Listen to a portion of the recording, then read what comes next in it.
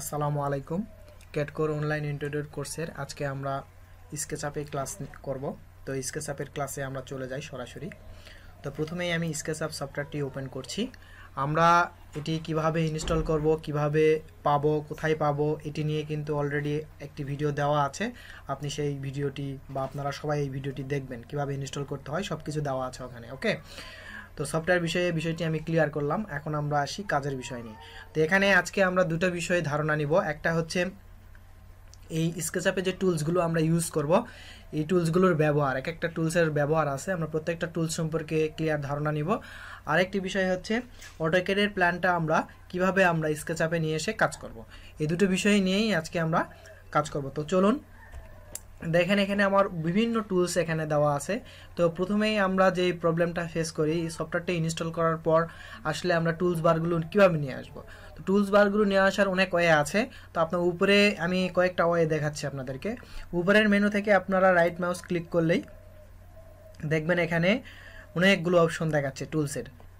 এখান থেকেও আপনারা টুলস যেগুলো আপনাদের প্রয়োজন সেগুলো কিন্তু আপনারা নিয়ে আসতে পারেন। ওকে, যেমন ধরেন আমি এখন এডিট নিয়ে আসবো, দেখেন এডিট চলে আসছে।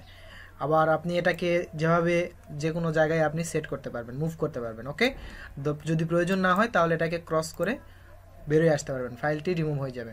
আরেকটি করতে পারেন, এটাকে রাইট মাউস ক্লিক করার পর দেখবেন নিচে টুলস বার নামে একটি অপশন আছে, আপনারা এখান থেকেও টুলস বারগুলো নিয়ে আসতে পারেন। ওকে, যে এখানে দেখেন টুলস বারের এখানে যে বক্স আছে, বক্সে আপনারা সিলেক্ট করলেই কিন্তু টুলস বারগুলো চলে আসতেছে। আবার এই বক্সে আপনারা যখন আবার ক্লিক করবেন চলে যাবে। ওকে, এটাকে আমি ক্লোজ করলাম। এখন আমাদের যে বিষয়টি দেখেন, এখানে টুলস বারে বিভিন্ন রকমের সিম্বল দেওয়া আছে। এই টুলস বারগুলো প্রত্যেকটা সিম্বল সম্পর্কে জানতে হলে আমরা সিম্বলের উপরে শুধু আমরা মাউস পয়েন্টটা রাখবো। দেখেন এখানে শো করতেছে সিম্বলটার নাম এবং এটার কি কাজ। ওকে, তো প্রত্যেকটা আসলে দেখা এভাবে সম্ভব না, আপনারা নিজেরা দেখে নেবেন। আমি যেগুলো ইম্পর্টেন্ট, যেগুলো প্রয়োজন সেগুলো আমি দেখাচ্ছি। তো এখানে আমরা প্রথমে সিলেক্টের কাজটা হচ্ছে আমরা যখন কোনো কমান্ড দেবো, কমান্ড থেকে বের হয়ে আসার জন্য আমরা সিলেক্টে ক্লিক করতে পারি। ওকে, তারপরে এখানে দেখেন পেন্ট বাস্কেটে ক্লিক করলাম। দেখেন পেন্ট বাস্কেট থেকে এখানে আমরা বিভিন্ন ধরনের কালার যে বিষয়টি আছে, আমরা সেই কালারটা কিন্তু চুজ করতে পারতেছি।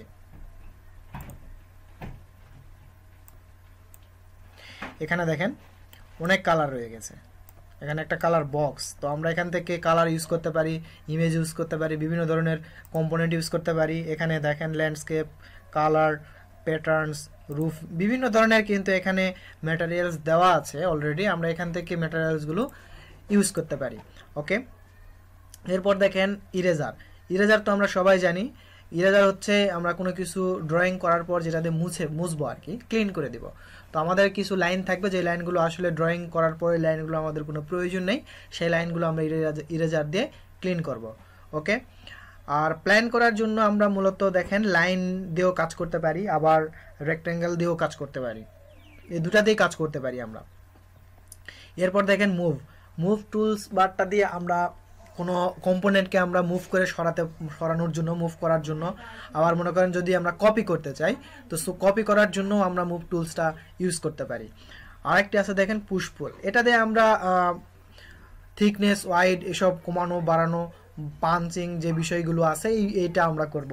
তার এছাড়াও এটার আরও অনেক কাজ আছে, এটা আমরা যখন কাজ করব তখন কাজের মাধ্যমে আপনাদেরকে আমি দেখার চেষ্টা করব এবং তখনই সব কিছু বলার চেষ্টা করব।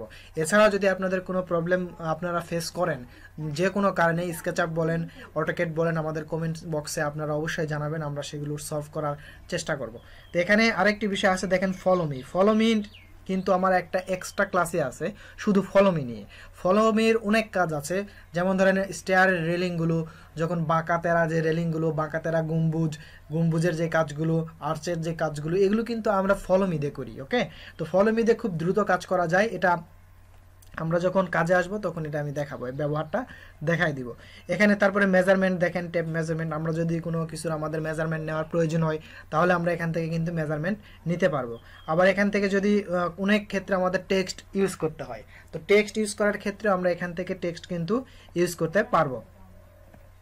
এছাড়া আরও একটি সমস্যা, একটা বড় সুবিধা আছে, সেটি হচ্ছে আমরা যখন কোনো মডেলকে অ্যাঙ্গেল করতে যাব তখন দেখেন এখানে একটি জুম আছে, জুমে আমরা এখানে ক্লিক করলেই এখানে কিন্তু জুমের ভিউটা এখান থেকে ফাইল অফ ভিউ, এখানে ভিউটা 35 ডিগ্রি করে দেওয়া আছে। আমরা যখন দেখবেন আপনারা বিভিন্ন বড় বড় হাই রাইজ বিল্ডিংগুলোতে দেখবেন যে বিল্ডিংটা একটু বাঁকানো, একটু বাঁকাতেরা ভাবে, এরকম একটু বাঁকায় আছে বিল্ডিংটা।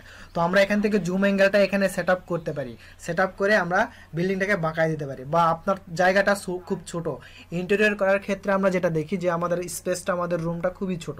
তো এই ছোট একটা কিচেনে বা কিচেনেই বেশি হয় যে কিচেনের এত যে ইনস্ট্রুমেন্টগুলো আছে আমরা কিভাবে দেখাবো। তো সেক্ষেত্রে কিন্তু আমরা জুম অ্যাঙ্গেলটা বাড়ায় দেই, তো সেক্ষেত্রে রুমটা কিন্তু অনেক বড় লাগে, আমরা রেন্ডারটা নিতে অনেক সুবিধা হয়। ওকে, তো এই হলো টুলসের যে বিষয়টি। অটোক্যাডের প্ল্যান আমরা কিভাবে স্কেচআপে নিয়ে আসব, তো অটোক্যাডের প্ল্যানটা আমরা কিভাবে নিয়ে আসবো চলুন দেখে নেই। তো এখানে উপরের ফাইল থেকে ফাইলে যাব আমরা, প্রথমে ফাইল থেকে আমরা ইম্পোর্ট করব। ওকে, ইম্পোর্টে ক্লিক করলাম, দেখেন আমার যে ড্রাইভে আমার ফোল্ডারটি রয়ে গেছে, অটোক্যাডের আমাদের লাস্ট যে ফাইলটি আমরা করেছিলাম সেই ফাইলটি এখানে আমি রেখেছি।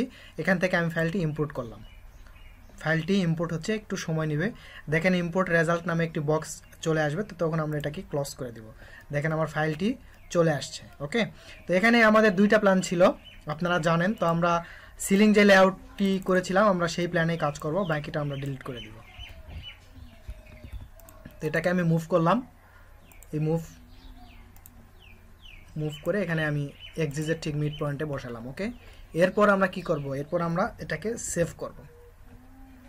আমি ডেস্কটপের উপরেই সেভ করলাম, আপনারা আপনাদের ড্রাইভে সেভ করবেন। আমি এটি স্কেচআপ ফার্স্ট ক্লাস। ওকে, আমি এটাতে সেভ করলাম। সেভ করার পর আমরা যেই বিষয়টি দেখব এখানে সেটি হচ্ছে এটার স্টাইলটা আমরা চেঞ্জ করে দিব। ওকে, তো স্টাইলটা আমরা কিভাবে চেঞ্জ করব, এখানে দেখেন ভিউ, উপরের মেনু থেকে ভিউয়ে আসবো, ভিউ থেকে ইটস স্টাইল, এখান থেকে আমরা প্রোফাইলটা উঠাই দেব। প্রোফাইলে যে এরো চিহ্নটা আছে সেটা আমরা উঠাই দেব। দেন দেখেন স্টাইলটা আমরা চেঞ্জ করলাম, আমরা এই স্টাইলেই কাজ করব। ওকে, স্টাইল চেঞ্জ করার পর কিন্তু আমরা একটি ব্যতিক্রম একটি জিনিস দেখতে পাচ্ছি, সেটি হচ্ছে যে কিছু চেঞ্জ দেখতে পাচ্ছি। সেই চেঞ্জটা হচ্ছে আগে লাইনগুলোর ডেপথ ছিল বেশি, এখন ডেপথ একটু কমে গেছে। ওকে, তো দেখেন আমরা কিন্তু তারপরে যে এই সিম্বলটি দেখতেছেন মানুষের সিম্বলটি, এটা কিন্তু আমরা রাখবো না, এটি আমরা ডিলিট করে দিব। দেন আবার কন্ট্রোল এস করব। ওকে, ওটা আমাদের প্রয়োজন নেই, ওটি আমাদের মানুষটি আসলে আমাদেরকে কিন্তু ডিরেকশন দিচ্ছিল। ওকে, এছাড়া কিছুই না। তো দেখেন আমরা কিন্তু প্ল্যানটা কিন্তু ইম্পোর্ট করতে সক্ষম হয়েছি এবং প্ল্যানটা নিয়ে আসতে পেরেছি। তো এভাবে আমরা অটোক্যাডের প্ল্যানটা স্কেচআপে ইম্পোর্ট করব এবং স্টেপ বাই স্টেপ আমরা কাজগুলো করব। তো দেখেন আমরা কিন্তু ইজিলি কাজগুলো করতে পারছি।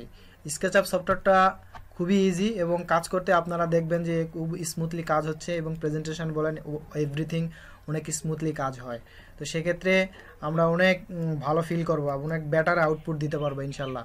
তো আজকে এই পর্যন্তই, সবাইকে শুভেচ্ছা জানিয়ে আজকে ক্লাসটি এখানে শেষ করছি। আল্লাহ হাফেজ।